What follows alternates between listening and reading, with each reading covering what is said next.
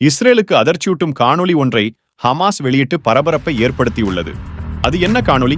ஆம், வடக்கு காசாவில் ஏராளமான இஸ்ரேலிய படைகள் சுரங்க பாதைக்குள் மாட்டிக்கொண்ட கதை பரபரப்பாக கசிந்துள்ளது. அதாவது, பொறிக்குள் சிக்க வைக்க திட்டமிட்ட சுரங்கம் ஒன்றை ஹமாஸ் வடக்கு காசாவில் உருவாக்கி வைத்திருந்தது.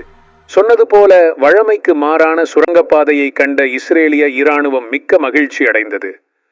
காரணம், இச்சுரங்கம் பணைய கைதிகள் அல்லது யஹ்யா சின்வர் போன்ற முக்கிய தலைவர்கள் இருக்குமிடமாக இருக்கலாம் என்று யூகித்த இஸ்ரேலிய இராணுவம் சனிக்கிழமை சுரங்கப்பாதையை சுற்றி வளைத்தது. மற்றொரு இராணுவ கூட்டம் சுரங்கப்பாதைக்குள் பயங்கரமான ஆயுதங்களை கொண்டு நேற்று உள்ளே நுழைந்துள்ளது. இவ்வாறு உள்ளே நுழைந்து கொண்டிருக்கும் போது அச்சுரங்கப்பாதையில் பல வழிகளை திறந்து சுற்றி வளைத்த அல்கசாம் போராளிகளை கண்ட இஸ்ரேலிய இராணுவம் மிரண்டு தாறுமாறாக சுட ஆரம்பித்த போது கஸ்ஸாம் படை திருப்பி தாக்கியது.